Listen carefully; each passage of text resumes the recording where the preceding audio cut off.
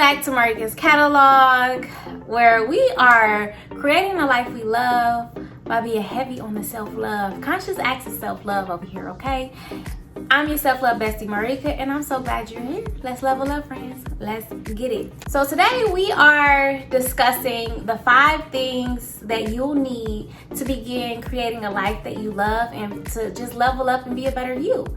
And if you've purchased the workbook, the How-Tos of Self-Love, then you've seen this already, or if you've heard this already. And if you haven't purchased, don't worry, I got you later on in this video for you to purchase. But I identify these as the 5 keys to self-love. So they're the 5 most important things. They're not the only things you need, but they're the 5 most important things that you need in order to level up, create a life you love, and to grow in self-love. So, you ready? Let's hop right in. So the very first key, and I think it's the most important key to the self-love journey, to creating a life you love, to leveling up, etc., is self-awareness. Like, lacking self-awareness is very detrimental to your growth. I don't care who you are, man, woman, they. Like, lacking self-awareness is very detrimental to your health overall, like mental, physical, spiritual, emotional, healing, all of that. So I define self-awareness as a deep understanding of self. I'm talking your characteristics, your emotions, your ways. It's like literally the study of you. So self-awareness is just like knowing you, the ins and outs of you. And not everybody can say that they really like know themselves, like deeply know themselves. Like sometimes we know ourselves on a surface level, but like you gotta be really like dedicated to going deeper and understanding yourself. Just self-awareness is all about being in tune. Like I say this all the time, like either I'm centered or I'm not centered, and that's a form of self-awareness.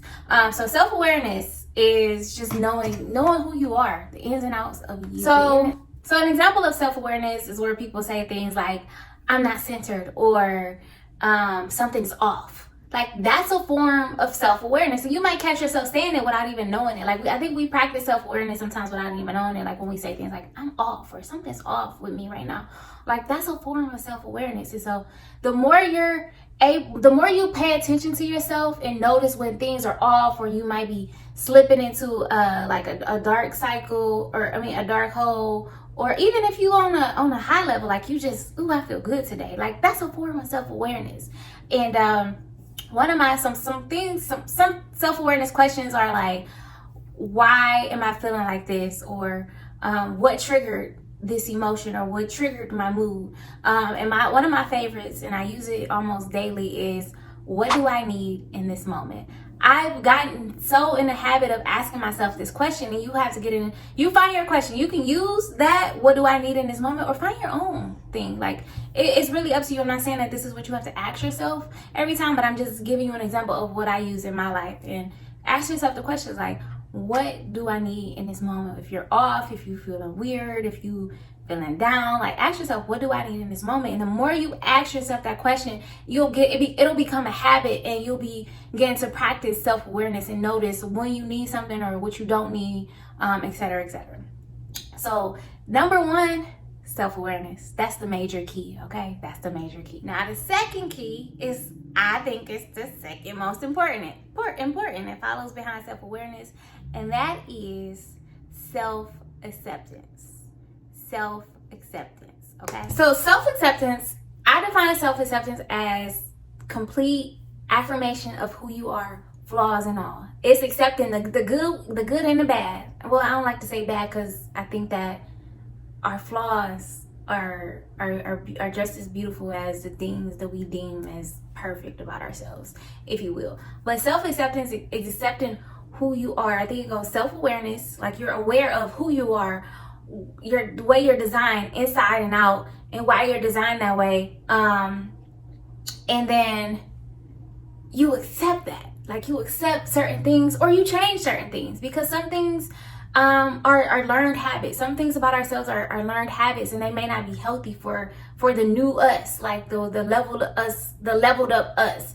And so some things you might have to change, but some things you don't change, and you just learn to embrace them and accept them. Like, what is one thing you can think of off the top of your head where you're like, ugh, I can't stand it, I do this, or I can't stand it, I'm like this? Like, no, that might be the very thing that sets you apart from other people, maybe in your career or whatever. But like, learn how to embrace even the parts of you that you deem as your flaws, like internally and externally, because there's something beautiful about the way that you were designed. You got to believe that for yourself. Okay, so acceptance is all about you, not other people. Like, I'll give you an example. It's like, some people can like a certain thing about you, but you may not like it. And I'm not saying like things that make up your design. Like, for instance, when I cut my hair, people hated that I cut my hair.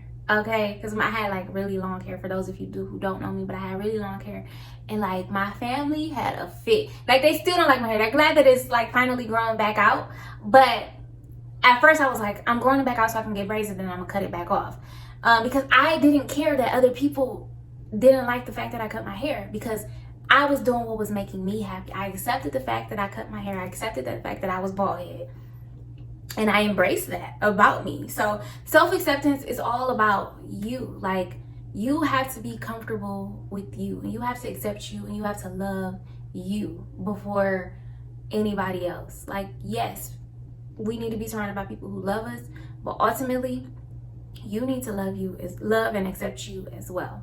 Okay? So self-acceptance is all about loving and accepting and embracing all of who you are, flaws and all, baby, because you're phenomenal. Okay? You're phenomenal. You're one of a kind. Period, point blank. You better believe that, accept that, and know that, and stand in that. Walk in that, okay? Pop your shit. Okay? Also, I truly believe that some of the things that we don't like about ourselves is in alignment with our purpose, in the way that God, like, and the things that God has called us to do. A part of your purpose is being you. Like, that's a part of your purpose. So like, it'll be friction, like clashing, if you're called or you're created to be this way, but you like, no, I don't like that, I want to do something else or be something else. Again, like, it depends on what that thing is, because some things we are meant to grow and shed dead weight, etc. But some things we need to learn how to accept about ourselves. Some things we need to learn how to accept about ourselves. And acceptance is key to growth.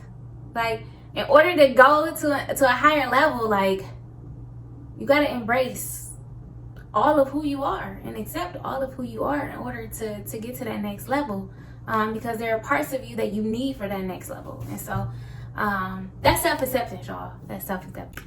So I'm pretty sure that this is the third most important key. Okay, and that key is self-esteem or self-confidence. I like to call it self-confidence because it has a different ring to it, So when you are self-aware and you accept who you are, baby, the confidence be on a whole nother level, okay? The confidence be on a whole nother level, baby. Let me tell you, okay? Walking in the rooms, it's me, what's up?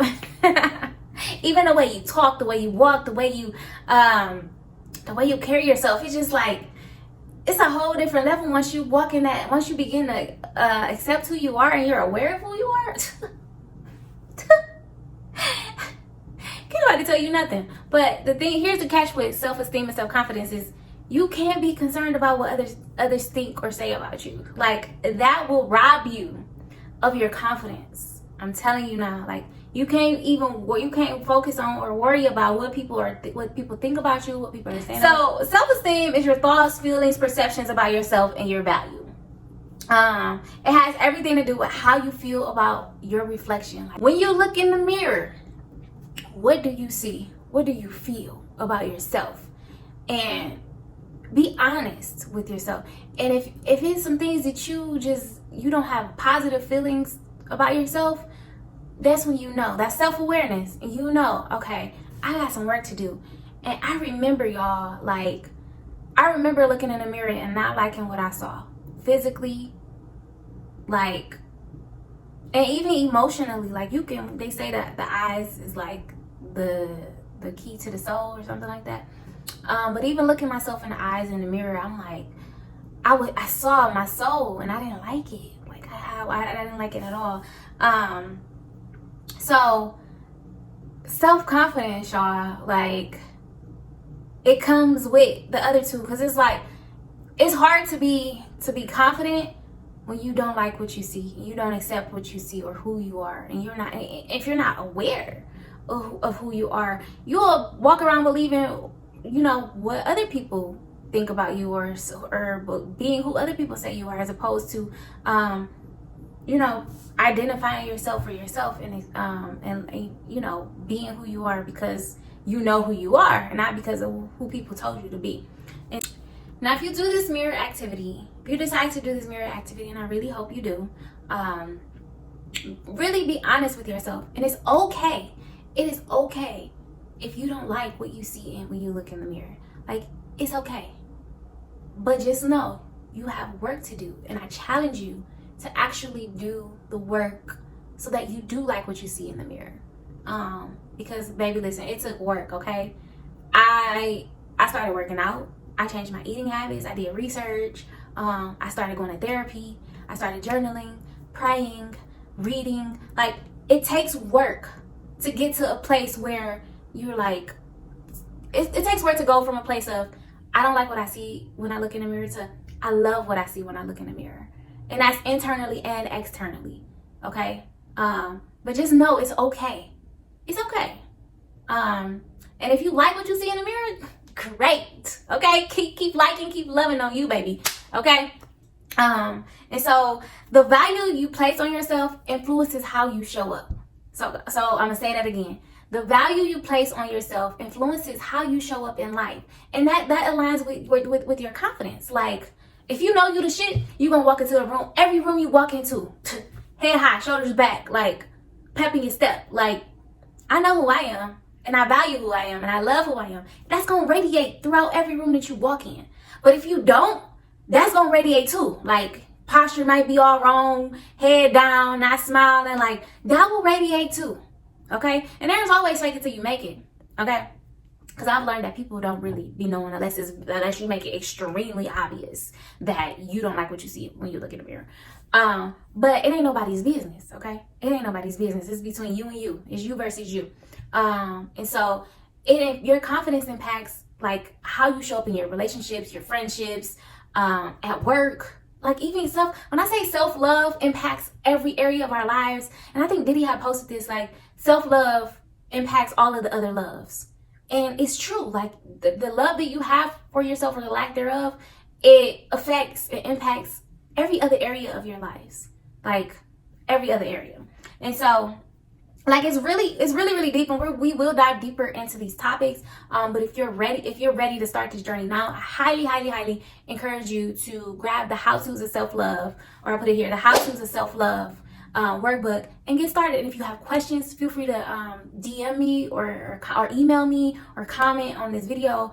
If you have questions, let me know. Like, we can make something happen. But if you're ready to get started with that journey now, like, highly recommend getting the How To's of Self-Love. Now, keys 4 and 5, they go hand in hand for me. Like, they like this, like they tight, okay? And I talk about this in the Love Yourself Whole Self-Love Guide, how these two are like Chloe and Halle. Like, Chloe and Halle look like they twins. You can easily mistake them for twins, but they're really they're sisters. And those two keys are self-care and self-love. Like, we hear people talk about it all the time. Oh, self-care this and self-care that. But really they go hand in hand. Like, self-care is simply the actions you take to show your self-love. And self-love is fully embracing and acknowledging all of who you are. Like, just loving yourself. And both of these are action verbs. People think that love is just like a feeling, and yes, part of it is a feeling, but like, love is an action verb. Like, even talk about it in the Bible, like, love is patience, love is kind, it does not boast, etc., etc. Like, those are all actions. Like, you hear people say all the time, like, if you love me, then show me. And it's the same for ourselves. If you love you, then show you that you love you by the actions that you take and the things that you do to take care of yourself. So they go hand in hand, okay? That's why I'm doing them together. As I mentioned earlier, one of my favorite questions to ask myself is, what do I need in this moment? And it's a self-awareness question, but it leads to self-care and self-love in order to recenter myself. And so what do I need in this moment? That's self-awareness, okay? That's practicing self-awareness.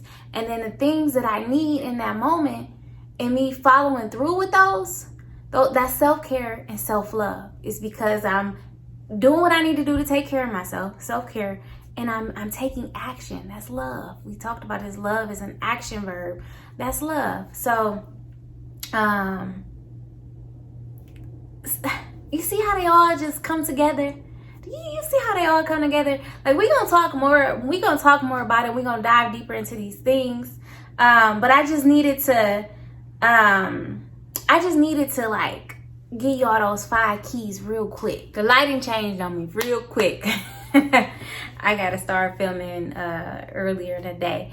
But as you get into the habit of asking yourself, what do I need in this moment? Or you find your groove in self-awareness, begin to pay attention or take a mental note or even write it down. The things that you be needing in whatever moments that you be having where you're not centered or you feel off. And then you could begin to create for yourself like a mental or a physical self-love toolkit. Okay, so because life be lifing and life be lifing. All right, life be lifing. But as you go through life and you have your moments where you feel off and you realize like, oh, I need to take I need to be still and take a bubble bath. Have your Dr. Teal's ready, okay? Your essential oils, your bath bombs, your candles, your wine.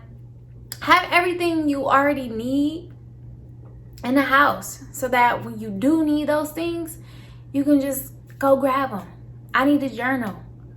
Have your space for you to journal. Like, I need to meditate. I need yoga. Have your tools already ready for you when you need to pull them out in those moments. My therapist taught me that. Like, she taught me to have myself my tools. These are my tools. And so the same for you. Like, begin to take a mental note of the things that you need when you be having your moments, okay? And so that when you need them again, because you will need them again, you already have them, okay? So I'm excited. Like, I'm excited for this journey for y'all. Like, for y'all and for me, because I'm on this journey too, like I always tell y'all. For the record, I'm referring to healthy habits. I am not advocating for any type of harmful or unhealthy habits because that's not self-love, okay? I'm advocating for all things healthy in every area of your lives.